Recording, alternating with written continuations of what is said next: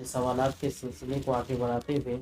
مفتی صاحب سے یہ بھی جاننا چاہتے ہیں کہ مفتی صاحب، ماہ رجب المرجب کے اندر روزوں کی حقیقت کیا ہے اور اس کی فضیلت کیا ہے؟ کچھ لوگ اس مہینے میں روزے رکھنا فضیلت کی چیز ہے سمجھ کے روزوں کا اہتمام کرتے ہیں، اور کچھ لوگ وہ ہیں جن کو اس بارے میں علم نہیں ہے،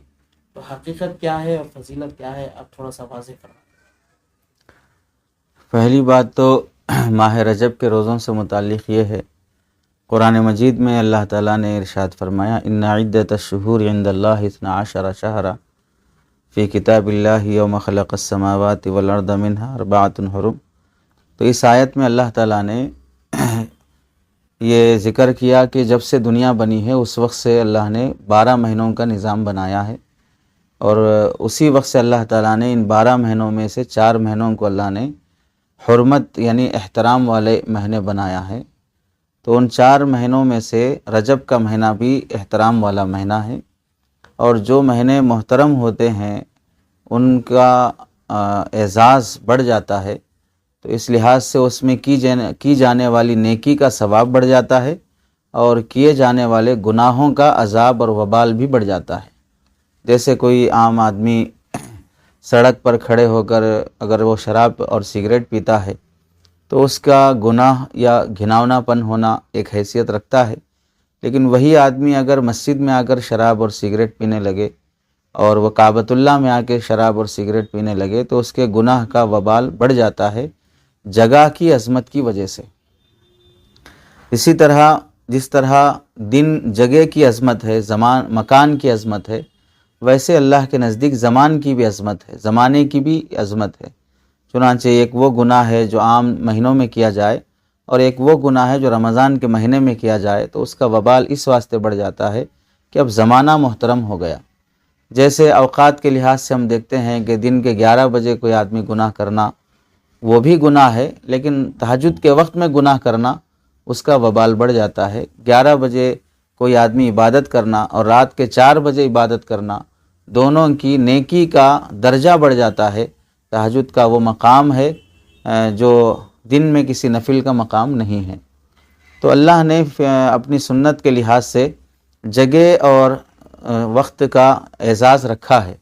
اس لحاظ سے اگر کوئی شخص یہ سمجھتا ہے کہ رجب کا مہینہ حرمت والے مہینوں میں سے ہے،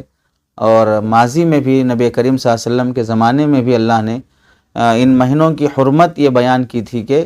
ان مہینوں میں جنگ نہ کی جائے، چونکہ ہم بھی سمجھتے ہیں کہ بھئی کوئی بڑا آدمی سامنے ہو، بزرگ شخصیت سامنے ہو، تو لوگ ادب و احترام میں خاموش بیٹھ جاتے ہیں، بحث مباحثہ نہیں کرتے۔ اگر کوئی کرنے بھی لگے تو بولتے ہیں کس کے سامنے بات کر رہے ہو، خاموش بیٹھو۔ ایسے ہی احترام اس مہینے کا خیال کرتے ہوئے صحابہ دین اسلام کی خاطر بھی جنگ نہیں کرتے تھے، اس سے بھی روک دیا جاتا تھا حرمت والا مہینہ ہونے کی وجہ سے۔ تو ایک حکم تو یہ ہے، اور دوسرا حکم یہی ہے کہ ان مہینوں کا ادب کیا جائے۔ ادب یہی ہے کہ ان مہینوں میں گناہ نہ کیا جائے، فَلَا تَظْلِمُوا فِيهِنَّ أَنفُسَكُمْ، کہ ان مہینوں میں اپنے آپ پر ظلم نہ کرو۔ اپنے آپ پر ظلم کرنا اللہ کی نافرمانی کرنا ہی اپنے آپ پر ظلم کرنا ہے۔ مفسرین نے لکھا ہے کہ ان 2 احکام میں سے پہلا حکم تو ساقط ہو گیا، یعنی جنگ والا حکم اب باقی نہیں ہے، یعنی حرمت والے مہینوں میں بھی اگر اسلامی جنگ آ جائے تو لڑنے کی اب اجازت ہے۔ باقی ادب و احترام اس مہینے کا وہ تو ساقط ہو گیا پہلا حکم۔ اب یہ حکم باقی ہے کہ اس کا ادب و احترام اب بھی کیا جائے گا، ان مہینوں میں گناہوں سے بچنے کا اہتمام کیا جائے گا ان کی حرمت کی وجہ سے۔ ایسے ہی ان کی حرمت کی وجہ سے نیکیوں کی طرف زیادہ رغبت کا اظہار کیا جائے گا، تو چنانچہ زیادہ نمازیں پڑھنا، نفلیں پڑھنا، بالخصوص اب رمضان المبارک قریب ہے تو وہ خواتین جن کے گزشتہ رمضان میں روزے چھوٹ گئے ہوں انہیں چاہیے کہ رمضان آنے سے پہلے قضا کر لیں، اور قضا کے لیے رجب اور شعبان کے مہینے کا انتخاب کریں، یہ زیادہ بہتر ہے۔ اور ایسے ہی نفل نمازوں کا اہتمام کریں۔ آدمی پریکٹس کرتا ہے تو پھر رمضان میں اس کو سہولت اور آسانی ہو جاتی ہے۔ اچانک رمضان میں 20 رکعت تراویح پڑھنا، تہجد پڑھنا اور نفلیں پڑھنا، قضاء عمری کرنا نہیں ہو پاتا، تو آدمی شروع کے 10 دن تو دولہا بنے رہتا ہے، بعد میں اس کے بعد بوڑھا بن جاتا ہے، آتا ہی نہیں ہے۔ تو آدمی اپنی عبادت کو بوجھ سمجھ کے کرنے کے بجائے شوق سے کرنے کے لیے ابھی سے اس کی پریکٹس شروع کر دے۔ تو یہ سمجھ کر اگر کوئی آدمی روزے رکھتا ہے تو بالکل رکھنا چاہیے، قضا روزے بالخصوص وہ لوٹا لینا چاہیے۔ باقی یہ کہ یہ سمجھنا کہ ان مہینوں میں روزہ رکھنے سے زیادہ ثواب ملتا ہے، ایک روزے کا ثواب 100 روزوں کے برابر، ایک روزے کا ثواب 1000 روزوں کے برابر، اس طرح اگر کوئی آدمی سوچتا ہے یا خیال کرتا ہے تو وہ گناہ کی بات ہے، غلط بات ہے۔ اور اگر کوئی عالم یا کوئی شخص ممبر پر رجب کے مہینے کے روزوں کی فضیلت بیان کرتا ہے کہ اگر ایک روزہ رکھو گے تو 1000 روزے رکھنے کا ثواب ملے گا، تو پھر وہ ثواب جو ہے بیان کرنے والے کے کھاتے میں سے نکال کر رکھنے والے کو دے دیا جائے گا، چونکہ ثواب دینا ہمارے ہاتھ میں نہیں ہے، وہ اللہ کے ہاتھ میں ہے۔ لوگ فضیلتیں بیان کرنے کے لیے مختلف باتیں اپنی طرف سے گھڑتے رہتے ہیں،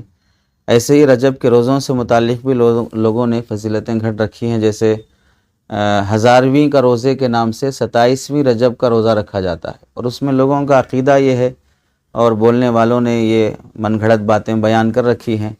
کہ 27 رجب کا اگر ایک دن کا روزہ رکھا جاتا ہے تو اللہ تعالیٰ 1000 روزوں کا ثواب دیں گے۔ تو بولنے والوں کو عقل ہونا چاہیے کہ پہلی بات تو یہ روزہ نفل ہے،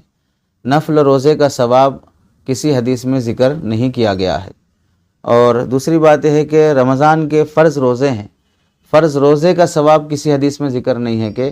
اسے ایک روزہ رکھنے پر 1000 روزوں کا ثواب ملے گا۔ جو فضیلت منقول ہے وہ ثابت ہے کہ بھئی روزہ میرے لیے ہے، میں روزے دار کے لیے ہوں، مخصوص فضیلتیں ہیں۔ باقی 1000 روزے رکھنے کا ثواب ایک روزہ رکھنے پر، یہ من گھڑت باتیں ہیں، بیان کرنا جائز نہیں ہے۔ تیسری بات یہ ہے کہ صحابہ اکرام بعض مرتبہ جیسے حضرت ابن عباس رضی اللہ تعالیٰ عنہما ہیں،